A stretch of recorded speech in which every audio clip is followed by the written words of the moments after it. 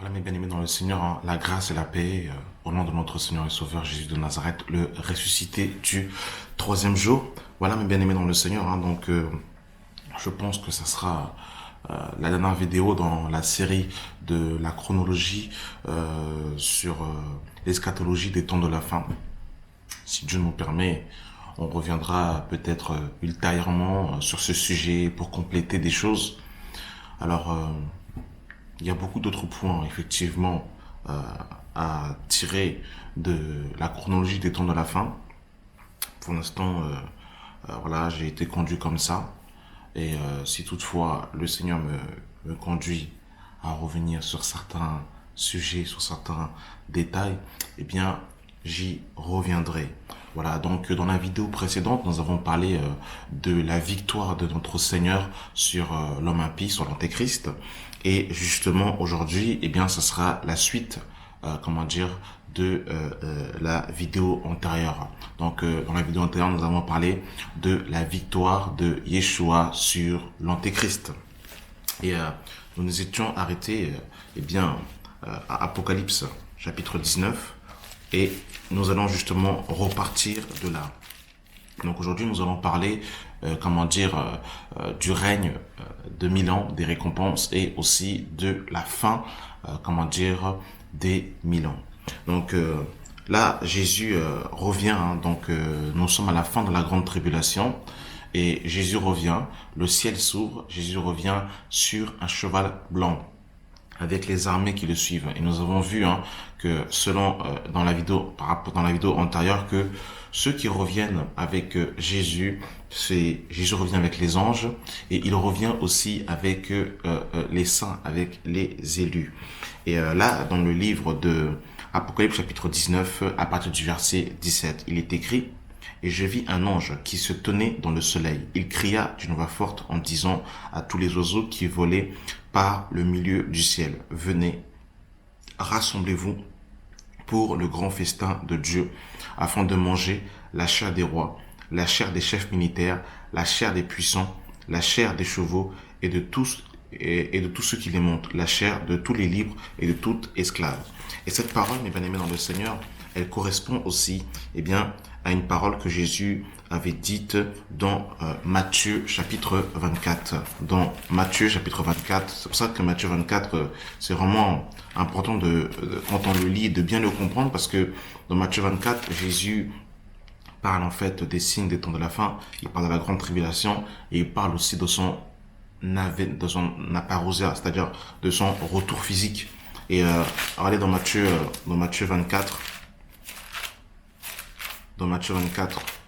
à partir du verset 27, il est écrit: car comme l'éclair part de l'Orient et se montre jusqu'en Occident, ainsi sera l'avènement du Fils de l'homme. En quelque lieu que ce soit le cadavre, là aussi s'assemblent les aigles. Et en fait, cette parole-là correspond à Apocalypse 19, à partir du verset 27 à 28. Donc là, mes bien-aimés dans le Seigneur, en fait, ça s'appelle le festin de Dieu, qui n'a rien à voir avec les noces de l'agneau, qui est vraiment différent. Les noces de l'agneau, c'est vraiment le repas entre le Seigneur et l'Église et son épouse, et ça, le festin, de l'Éternel, c'est véritablement, la chair des chefs militaires qui est donnée aux aigles du ciel. Voilà. Donc, je relis: et je vis un ange qui se tenait dans le soleil et il cria d'une voix forte en disant à tous les oiseaux qui volaient par le milieu du ciel: venez, rassemblez-vous pour le grand festin de Dieu, afin de manger la chair des rois, la chair des chefs militaires, la chair des puissants, la chair des chevaux et de ceux qui les montent, la chair de tous libres, esclaves, petits et grands. Donc là, mes bien-aimés dans le Seigneur, ça va véritablement se passer. Ça va véritablement se passer. C'est pas, une allégorie. Donc c'est véritablement des oiseaux physiquement qui vont vraiment manger ces chefs militaires. D'ailleurs, ces chefs militaires vont bel et bien monter physiquement, pour faire la guerre au Seigneur. Donc c'est vraiment physique. Et d'ailleurs, Ézéchiel aussi nous confirme cela dans Ézéchiel 39. Ézéchiel 39. En fait, si vous voulez, pour avoir une bonne compréhension des Écritures, il faut chercher l'harmonie avec les prophètes. Et comme l'esprit a un seul langage, eh bien vous verrez que quand vous êtes conduit par le même esprit que les prophètes, eh bien vous irez dans la même continuité qu'eux, dans la même direction qu'eux. Donc là, on a vu que Jésus nous a parlé des aigles. On a vu aussi que, comment dire, on a vu aussi que, que, que Jean va nous parler de la même chose et pareillement, hein, regardez aussi, hein, là, vous allez voir Ézéchiel aussi, il va dans la même direction. Donc, dans Ézéchiel 39, à partir du verset euh, 17, il est écrit, « Et toi, fils de l'homme, ainsi parle le Seigneur l'Éternel, dis aux oiseaux, à tous ceux qui a des ailes, et à toutes les bêtes des champs, réunissez-vous, venez, rassemblez-vous de toutes parts, pour la purification au gimol pour vous les victimes. Grand sacrifice sur la montagne d'Israël. Vous mangerez de la chair et vous boirez du sang. Vous mangerez la chair des héros et vous boirez le sang des princes de la terre. » Donc vous avez vu, bélier, agneau, bouc, taureau, engraissés sur le bassin. Vous mangerez de la graisse jusqu'à vous en rassasier et vous boirez du sang jusqu'à vous enivrer à ce festin de victimes que j'immolerai pour vous. Vous rassasierez à ma table de la chair des chevaux et des cadavres, de la chair des héros et de tous les hommes de guerre, dit le Seigneur éternel. Donc là, mes amis, eh bien, ça va être terrible. Quand Jésus va revenir, il y aura l'épée qui va sortir de sa bouche pour frapper les nations. Donc l'homme impie va être jeté dans le lac de feu avec le faux prophète et le diable sera jeté en prison pendant 1000 ans. Voilà, mes bien-aimés dans le Seigneur. Hein.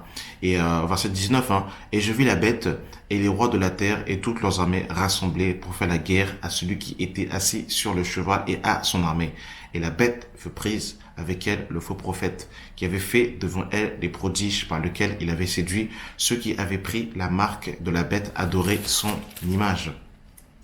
Ils furent tous les deux jetés vivants dans les temps de feu et de soufre, et les autres furent tués par l'épée qui sortait de la bouche de celui qui était assis sur le cheval. Et tous les oiseaux se rassemblèrent de leur chair. » Donc là, mes amis, vous avez vu le festin de Dieu. Donc, quand Jésus va revenir avec son église, l'épée va sortir de sa bouche, il va frapper les nations et il y aura en fait un carnage pas possible.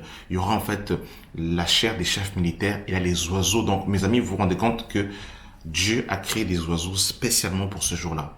Le Seigneur a créé des chevaux sur lesquels nous allons monter, mes amis. Et là, eh bien, vous allez voir que le Seigneur a créé des oiseaux spécialement pour ce jour-là.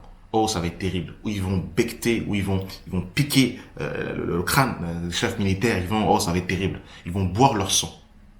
Oh, ça va être terrible, mes amis. Ça va être terrible. Ça va être terrible. Ça va vraiment être terrible. C'est pour ça, faut que tu sois prêt pour l'enlèvement de l'Église. Ne rate pas l'enlèvement de l'Église, mon bien-aimé. Ne rate pas l'enlèvement de l'Église. Ça, c'est quand le Seigneur revient. Ensuite, dans Apocalypse 20, à partir du verset 1, on nous dit « Puis je vis descendre du ciel un ange qui avait la clé de l'abîme et une grande chaîne dans sa main. Il saisit le dragon, le serpent ancien, qui est le diable et Satan. Il le lia pour 1000 ans et le jeta dans l'abîme, referma et scella l'entrée au-dessus de lui, afin qu'il ne séduisait pas les nations jusqu'à ce que les 1000 ans furent accomplis. Après cela, il faut qu'il soit délié pour un peu de temps. » Donc là, mes amis, lorsque Jésus revient avec l'Église, eh bien, l'homme impie et la bête sont jetés dans les temps de feu. Donc c'est eux qui vont inaugurer les temps de feu. Le Seigneur va envoyer un ange. Vous vous rendez compte, hein? En fait, il détruit l'homme impie avec le souffle de sa bouche. Et là, eh bien, il va envoyer un ange pour attraper le diable et le jeter dans l'abîme. C'est pour vous dire que Jésus, il est tellement puissant, mes amis, qu'il va même pas se charger du diable.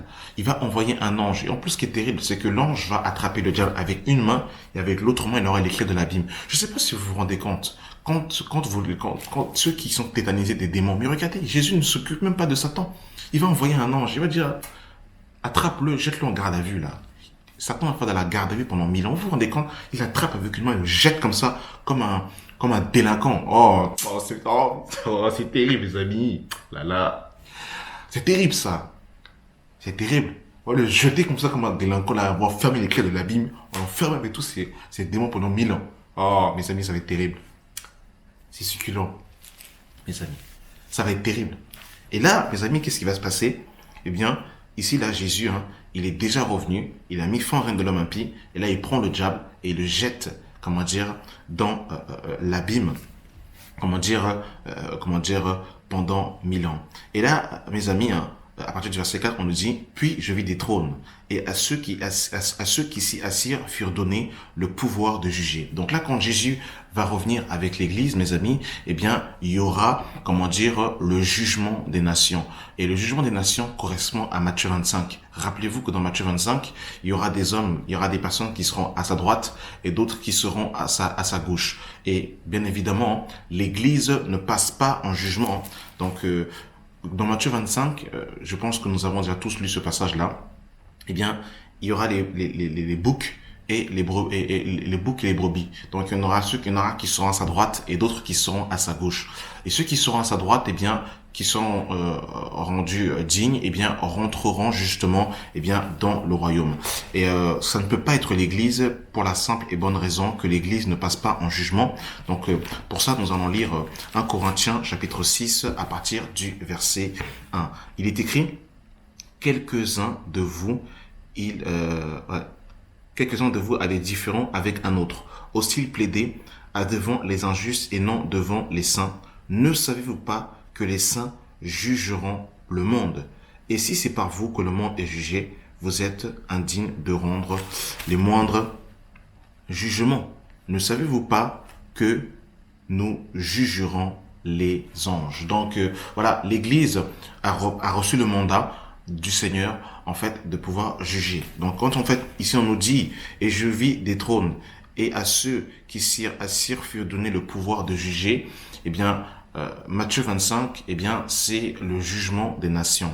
Et qu'est-ce qui va se passer, en fait? C'est que quand Jésus va revenir avec l'Église, eh bien, il va envoyer, eh bien, ses anges qui vont rassembler, eh bien, les hommes, eh bien, dans la vallée de Jezreel. Parce que ce qu'il faut savoir, c'est que quand Jésus va poser ses pieds, mes amis, on va le lire, hein, dans Zacharie 14, il y a tellement d'informations. Dans Zacharie 14, mes amis, dans Zacharie 14, à partir du verset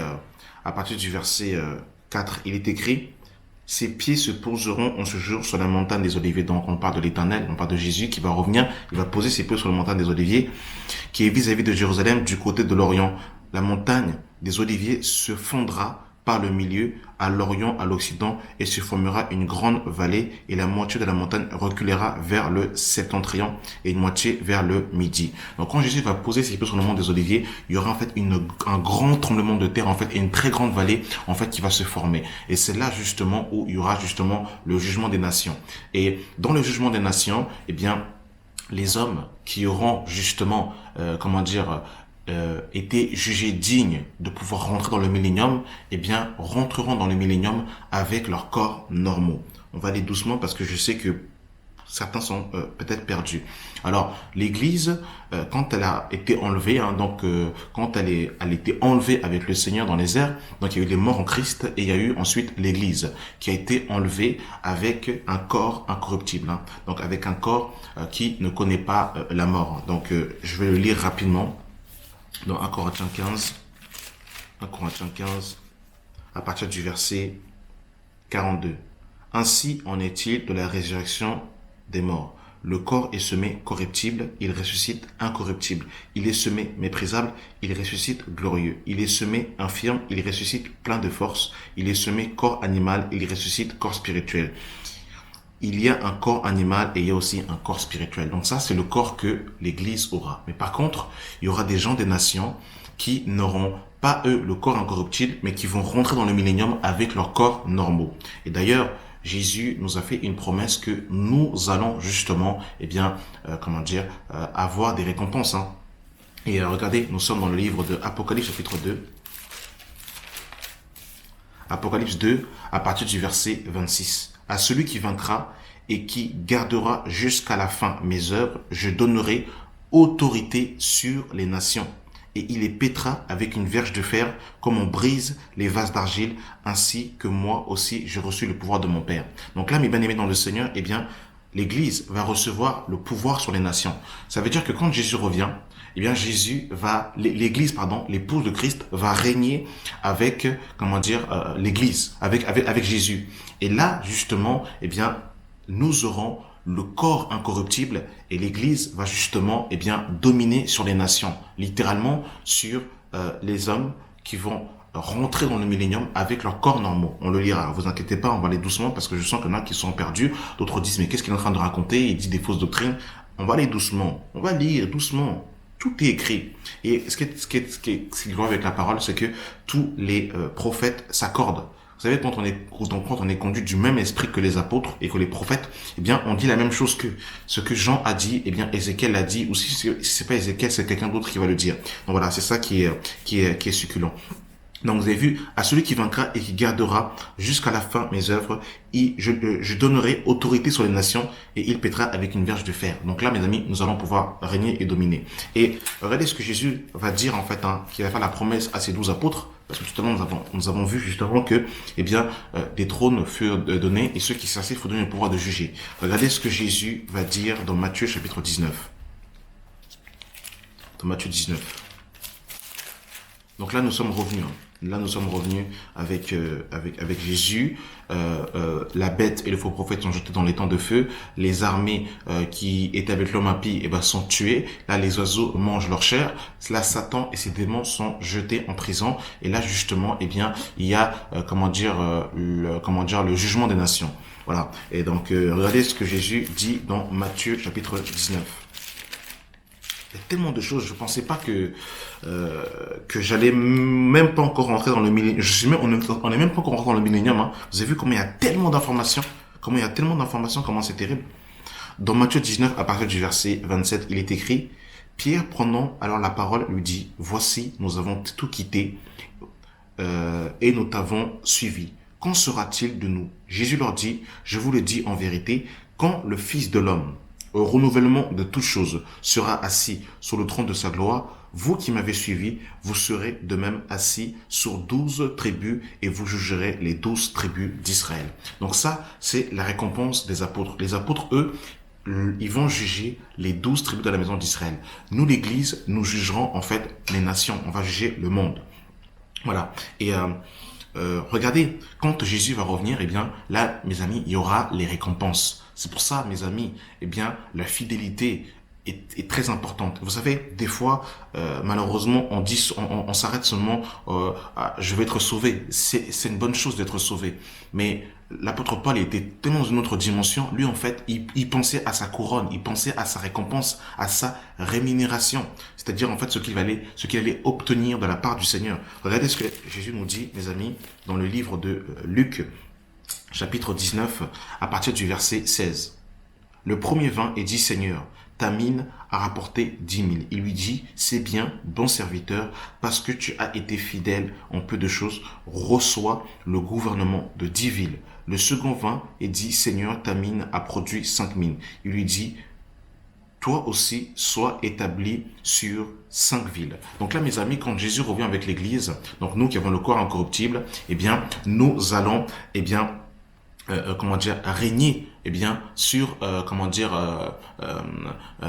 allons régner, avec Christ sur la terre. Nous allons régner avec Christ sur la terre et là, le Seigneur va nous donner, en fait, des responsabilités de la ville. Ça veut dire que, par exemple, je sais pas, tu as vu dans la ville de Creil, et ben, il y a le maire de Creil, et bien, il s'occupe de la ville de Creil, et bien là, par exemple, là, si tu es resté fidèle, eh bien, le Seigneur peut te donner, par exemple, 10 villes. Donc, tu seras peut-être le responsable de 10 villes. C'est pour ça que la fidélité est importante, mes amis. Et regardez, dans le livre de 1 Corinthiens 4, il y a tellement de choses, mes amis, il y a tellement de choses.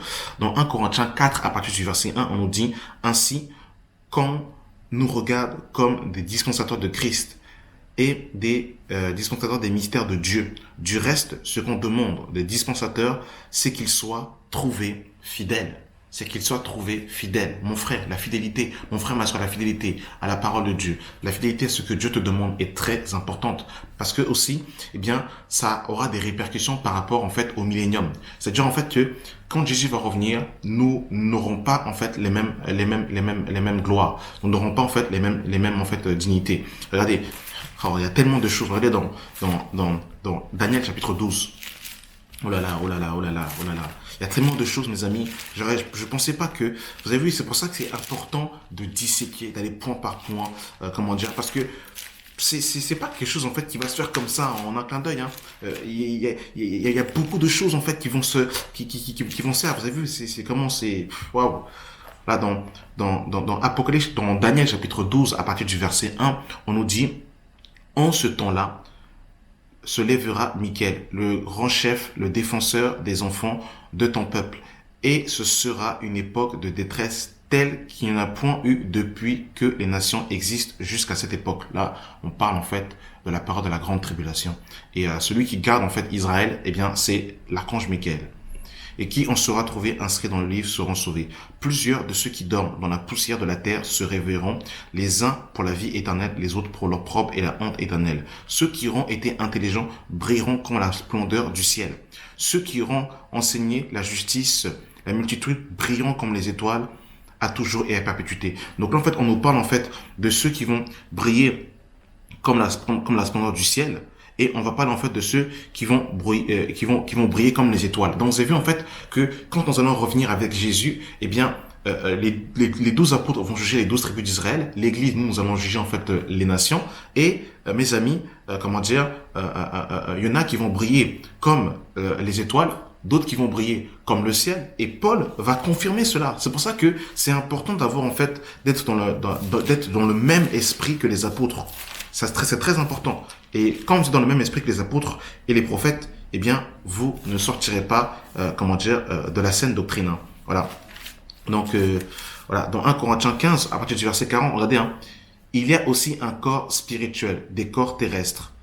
Mais l'autre est l'éclat des corps célestes, l'autre est l'éclat de terrestres. L'autre est l'éclat du soleil, l'autre est l'éclat de la lune. L'autre est l'éclat des étoiles, l'autre même une étoile différente en éclat d'une autre étoile. Donc en fait, il y aura en fait même dans le corps incorruptible, eh ben, on n'aura pas tous en fait la même splendeur, on n'aura pas tous en fait le même éclat. Et rappelez-vous de la question justement, oh là là, il y a tellement de choses. Alors, pendant le millénium, là je parle de l'église, hein, de l'épouse de Christ, je parle pas des nations encore. Là je parle d'abord en fait de l'église. Eh bien, l'église va revenir avec le Seigneur, elle va dominer sur les nations, elle va paître avec une verge de fer, et il y aura, si vous voulez, eh bien, plusieurs rangs. C'est-à-dire que il y en a qui vont briller comme en fait les étoiles, d'autres ils vont briller comme la lune, voilà. Ça sera par rapport à la fidélité. Il y en a qui vont, être gouverneurs, qui vont gouverner 10 villes, d'autres qui vont gouverner 5 villes, et d'autres qui vont rentrer et qui malheureusement ils vont pas gouverner sur certaines villes. Ils vont rentrer dans le millénaire avec le corps incorruptible et puis ils vont briller, ils vont pas tellement briller. Pour donner un exemple, par exemple, le brigand à la croix. Parce que Dieu, quand la Bible nous dit que Dieu va rendre à chacun selon ses œuvres, il est tellement juste que même, par exemple, pendant le millénium, pendant le règne de 1000 ans, eh bien, par exemple, un homme comme l'apôtre Paul, par exemple, qui va dire j'ai travaillé plus que les autres, eh bien, aura une récompense plus importante, par exemple, que le brigand à la croix qui a accepté le Seigneur et le Seigneur justement va dire aujourd'hui tu vas être dans le paradis. Donc, en fait, les rangs seront différents. Vous avez vu comment c'est terrible? Et là, ça correspond à la parole en fait de 1 Corinthiens chapitre 3 qui nous dit, oh là là, c'est glorieux, il y a tellement de choses, hein. Voilà, que Dieu soit béni. On nous dit, hein, mes amis, hein, à partir de 1 Corinthiens chapitre 3, à partir du verset 11, on nous dit, car personne ne peut poser un autre fondement que celui qui a été posé, savoir Jésus-Christ. Or, si quelqu'un a bâti sur ce fondement avec de l'or, de l'argent, des pierres précieuses, du bois, du foin, du chaume, l'œuvre de chacun sera manifestée, car le juge du Seigneur connaîtra, parce qu'il révélera dans le feu, et le feu éprouvé ce qu'est l'œuvre de chacun. Si l'œuvre bâtie de quelqu'un sur le fondement subsiste, il recevra une récompense. Si l'œuvre de quelqu'un est consumée, il perdra sa récompense. Pour lui, il sera sauvé, mais comme au travers du feu. C'est ça que ça veut dire être sauvé comme au travers du feu. C'est-à-dire que il y a le salut, mais maintenant en fait il y a, comment dire, en fait nos œuvres qui vont nous accompagner. Donc les gens qui disent oui mais en gros bah il y a juste en fait la foi, le salut, on s'en moque un peu. Bah là en fait on voit clairement que eh bien effectivement c'est pas par rapport au salut, parce que là nous serons sauvés, mais là c'est par rapport aux récompenses, par rapport au millénium. Donc par exemple des gens qui rentrent dans le métro et qui prêchent au nom de Jésus pour recevoir une gloire, les gens qui vont donner de la nourriture aux sans-abri et qui se prennent en photo ou qui font une œuvre pour Dieu et qui reçoivent la récompense des hommes, eh bien en fait leurs œuvres vont passer par le feu et va être consumée et ils perdront leur récompense. Donc vous avez vu, c'est pour ça que c'est important, c'est quand on fait les œuvres, l'œuvre de Dieu, d'avoir en fait un cœur juste, un cœur droit pour recevoir en fait justement nos récompenses par rapport justement au jour de Christ. Vous avez vu mes amis? Donc voilà, il y en a qui vont rentrer dans le millénium, ils auront le corps encore routier, mais ils vont pas spécialement briller d'une splendeur particulière et voilà, ils vont pas briller d'une splendeur particulière et ils auront pas spécialement de comment dire beaucoup de villes, hein. Et voilà, donc voilà mes amis. Donc ça, c'est pour ça. Et il y aura même encore, comment dire, en fait, des dimensions, comment dire, avec le Seigneur, comment dire, qui seront particulières, hein, comment dire, pendant, comment dire, les 1000 ans. Donc c'est tellement succulent, il y a tellement de choses. Hein. Regardez, nous sommes dans Marc chapitre 10 à partir du verset 15, de 30, Marc 10, le verset 35. Les fils de Zébédée, Jacques et Jean, s'approchèrent de Jésus et lui dirent, Maître, nous voudrons que tu fasses pour nous ce que nous te demandons. Ils lui dirent, que voulez-vous que je fasse pour vous? Accorde-nous, lui dit-il, d'être assis l'un à ta droite et l'autre à ta gauche quand tu seras dans ta gloire. Jésus leur dit, vous ne savez ce que vous demandez. Pouvez-vous boire la coupe que je dois boire ou être baptisé du baptême dont je dois être baptisé? Nous ne pouvons lui dire tirer. Et Jésus leur dit, il est vrai que vous boirez la coupe que je dois boire et que vous serez baptisés du baptême dont je dois être baptisé. Mais pour ce qui est d'être assis à ma droite ou à ma gauche, cela ne dépend pas de moi et ne sera donné jusqu'à ce que, il sera donné qu'à celui qui cela est réservé. Donc vous avez vu, il y aura encore en fait, comment dire, des dimensions de proximité avec le Seigneur. Par exemple, quand Jésus était sur la terre, eh bien, il était avec les 12 apôtres, mais il y avait 3 apôtres qui accompagnaient le Seigneur et qui étaient avec lui dans des moments assez clés de la vie de Jésus. Il y avait Jean, Jacques et Pierre. À la montagne de la transfiguration, Jean, Jacques et Pierre, comment dire, au jardin de Gethsemane, c'est eux que Jésus va prendre. Et donc vous avez vu en fait, ils ont en fait toujours en fait une proximité assez particulière. Hein, ces 3-là, Jean, Jacques et Pierre, dans les ministères de Jésus, ils avaient en fait une une proximité particulière. Et on voit que même des 12 apôtres, l'apôtre que Jésus aima, c'était Jean, celui qui mettait sa tête sur la poitrine de Jésus et celui à qui Jésus a révélé le nom de celui qui allait le trahir. Ça, c'était à Jean. Donc vous avez vu, ça c'est encore en fait, donc ça c'est quand Jésus revient avec l'église. Donc il y aura des splendeurs différentes, il y aura des gens qui vont perdre leur récompense, mais qui seront quand même sauvés, hein, ils seront sauvés, mais en fait ils n'auront pas leur récompense, hein, il y aura aussi des dimensions différentes avec le Seigneur. Vous avez vu comment c'est terrible? Et là, mes amis, eh bien, les gens des nations, comment dire, qui vont rentrer dans le millénium avec leurs corps normaux. Donc voilà, repartons dans Apocalypse 20. Il y a tellement de choses, c'est incroyable. C'est pour ça les ministres doivent vraiment en fait disséquer la parole. Quand en fait vous les apôtres comment dire nous font en fait le débrief par exemple de quelque chose, eh bien il y a des lignes et des interlignes. Il y a des choses à l'intérieur en fait. Et là en fait il faut avoir les yeux de l'esprit pour pouvoir disséquer et pouvoir en fait vraiment en fait ramener chaque point en fait qu'est-ce que ça veut dire. Parce qu'il y a tellement d'éléments mes amis. Là en fait vous avez vu on est seulement en fait au verset 4. On n'est même pas encore entré dans les 1000 ans. Vous savez comment c'est terrible et on est déjà quasiment à une demi-heure et j'essaie vraiment de condenser parce que si je prends vraiment encore tout mon temps, alors je sais pas on va faire combien de temps, hein. Voilà.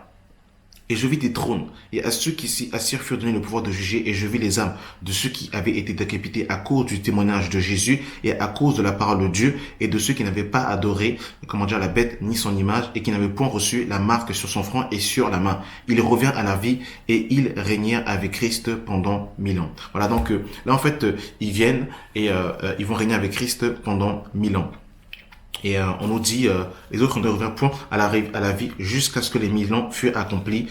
c'est la première résurrection. Et là, mes amis, ce qu'il faut comprendre, en fait, c'est que pendant justement la période des 1000 ans, eh bien, il y aura un temps de reconstruction parce que la terre va être complètement, détruite. Déjà, quand Jésus va venir, il va poser ses pieds sur le mont des Oliviers. Il y aura en fait un grand tremblement de terre qui va justement en fait séparer, qui va avoir un grand tremblement de terre. Il y aura aussi, les dégâts collatéraux qu'il y aura eu pendant les jugements de Dieu, pendant les trompettes, pendant en fait les sept coups de la colère. Donc la terre, en fait, la typographie de la terre sera complètement modifiée. Et là, en fait, il y aura en fait le temps de reconstruction. Et d'ailleurs, quand vous lisez Daniel chapitre 12, à partir du verset 11 à 12, on nous parle de 1290 jours et on nous parle de 1335 jours. Donc, à la fin des 1260 jours, eh bien, il y a encore 75 jours avant qu'on rentre pleinement dans le millénium. Vous vous rendez compte? Donc, avant qu'on rentre dans le millénium, il y a encore 75 jours, en fait,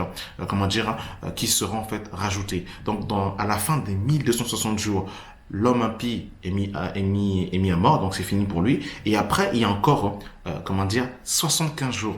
Donc, pour qu'on arrive, en fait, aux 1335 jours, selon Daniel chapitre 12 à partir du verset 12.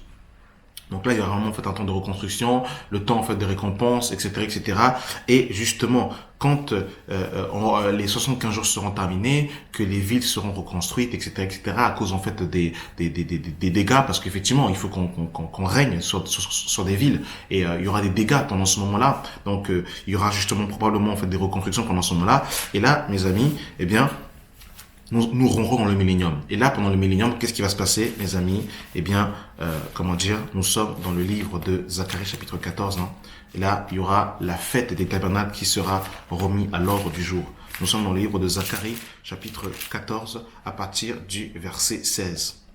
Tous ceux qui resteront de toutes les nations venues contre Jérusalem monteront chaque année pour se prosterner devant le roi, l'Éternel des armées, et pour célébrer la fête des tabernacles. S'il y a des familles des familles de la terre qui ne montent pas à Jérusalem pour se prosterner devant le roi, l'Éternel des armées, la pluie ne tombera pas sur elle et la famille d'Égypte ne montera pas si elle ne vient pas. La pluie ne tombera pas sur elle. Elle sera frappée de la plaie dont l'Éternel frappera les nations qui ne montera pas pour célébrer la fête des tabernacles. Donc vous avez vu, mes amis, là on parle bien des nations ici. Là c'est pas l'église, là c'est les gens des nations. Littéralement les gens. Il y aura encore des naissances pendant la période du millénium. Les gens qui rentreront avec leurs corps normaux. Ça, c'est pas l'église. Ça, c'est vraiment des gens qui vont rentrer avec leurs corps normaux pendant, justement, la période des 1000 ans. Et regardez, Ésaïe confirme cela. C'est ça qui est bien, en fait, avec la parole prophétique, c'est que, il n'y a pas juste un seul prophète qui a parlé, mais il y a plusieurs, en fait, hommes, en fait, qui se sont relayés et qui ont dit la même chose. Et regardez, Ésaïe confirme cela, que, il y aura des naissances. Nous sommes dans Ésaïe chapitre 65 à partir du verset 18. Réjouissez-vous plutôt et soyez à tous dans l'allégresse à cause de ce que je vais créer, car je vais créer Jérusalem pour l'allégresse et son peuple dans la joie. Je ferai de Jérusalem mon allégresse et de mon peuple ma joie. On n'y entrera plus le bruit des pleurs et le bruit des cris. Il n'y aura plus ni enfant ni vieillard qui accompliront leur jour. Car celui qui mourra à 100 ans sera jeune. Donc là, en fait, on parle justement, des 1000 ans. Et on dit que celui qui meurt, à 100 ans sera méchant. Et le pécheur âgé de 100 ans sera maudit. Ils bâtiront des maisons et les habiteront. Donc, comme on dit, en fait, il y aura justement des reconstructions. Ils planteront des vignes et en mangeront le fruit. Ils bâtiront des maisons pour qu'un autre les habite. Ils ne planteront pas des vignes pour qu'un autre mange leurs fruits. Car les jours de mon peuple seront comme les jours des arbres, et mes élus jouiront à l'œuvre de leurs mains. Ils ne travailleront pas en vain, ils n'auront pas des enfants pour les voir périr, car ils formeront une race bénie de l'Éternel, et leurs enfants seront avec eux. Avant qu'ils m'invoquent, je répondrai. Avant qu'il ait cessé de parler, j'exaucerai. Regardez, le loup et l'agneau paîtront ensemble. Le lion et le bœuf mangeront de la paille. Le serpent aura la poussière pour nourriture. il ne fera ni tort ni dommage sur toute ma montagne sainte, dit l'Éternel. Ça, c'est pas glorieux, mes amis. Ça, c'est le monde parfait que tout le monde veut et rêverait de vivre. Voilà. Eh bien, ça va se faire pendant le millénium, mes amis. Et regardez, nous sommes dans Ésaïe 11, à partir du verset 5. Il est écrit, la justice sera la ceinture de ses flancs et la fidélité la ceinture de ses reins. Le loup habitera avec l'agneau et la panthère se couchera avec le chevreau. Le veau, le lionceau et le bétail qu'on engraisse seront ensemble et un petit enfant les conduira. Vous avez vu en fait le dessin animé Mowgli là. Mowgli, le petit enfant qui est dans la jungle avec sa petite culotte rouge là. Bah, ils ont copié sur la Bible, mes amis. Ce sont des voleurs. Plagiat, mes amis. C'est ça, voilà, vous avez vu. Le verset 5, le verset 6. Le loup habitera avec l'agneau. Vous vous rendez compte, le loup qui dort avec l'agneau. C'est-à-dire que quand l'homme a péché, eh bien, ça a eu des répercussions même sur les animaux. Parce que commençons dans la création, il n'en était pas ainsi. Le loup habitera avec l'agneau. Et la panthère se couchera avec le chevreau. Le veau, le lionceau et le bétail qu'on engraisse seront ensemble.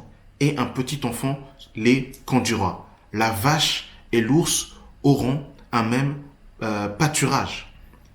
Les petits un même guide.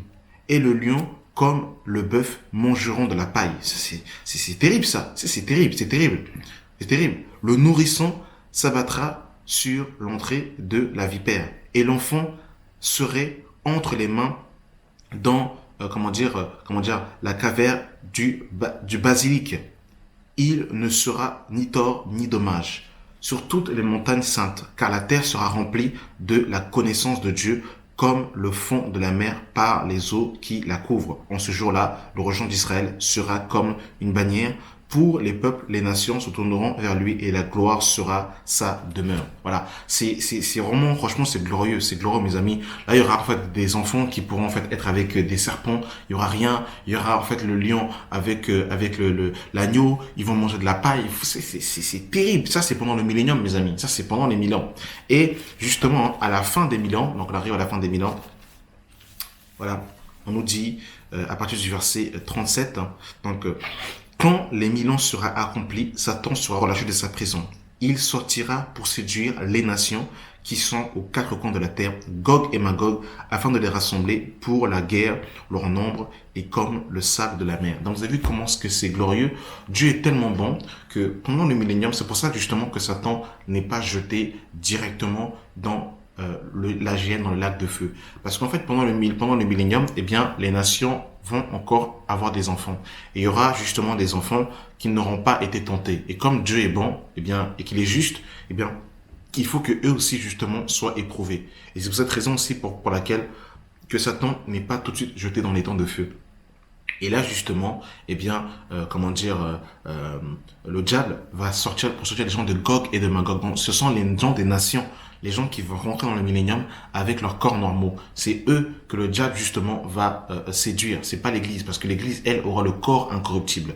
Et là, justement, on nous dit, et ils monteront sur la surface de la terre et ils investiront le camp des saints et la ville des bien-aimés. Mais un feu venu de Dieu, descendu du ciel, les dévorera. Et le diable qui les séduira fut jeté dans les temps de feu et de soufre, et où la bête et le faux prophète.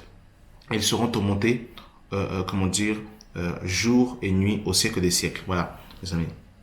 Et après, mes amis, là, vous allez en fait avoir le grand trône blanc.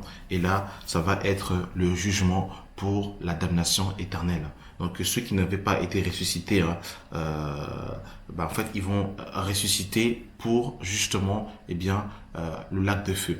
Et là, mes amis, c'est toutes les personnes qui sont mortes, avant justement, depuis le temps du premier homme sur la terre jusqu'à maintenant là, là ils vont revenir à la vie, mes amis, et ils vont paraître devant le grand trône blanc, et là ils vont être jetés dans les temps de feu. Et au verset 21, mes amis, là il y a un nouveau ciel et une nouvelle terre. Donc de la même manière que nous allons connaître, donc nous l'église, une rédemption de notre corps physique, eh bien, la terre aussi va connaître en fait une rédemption. Il y aura un nouveau ciel et une nouvelle terre. Et là, la nouvelle Jérusalem va descendre du ciel. Et là, nous allons rentrer dans l'éternité avec notre Dieu. Et là, ça va être terrible. Et là, regardez, mes amis, Apocalypse 22, à partir du verset 3. Je terminerai par ce passage, il est tellement succulent. Et vraiment, je vous invite à méditer ce passage. Là, c'est vraiment en fait à la fin de toute chose. Regardez, il n'y aura plus d'anathème. Le trône de Dieu et de l'agneau sera dans sa ville.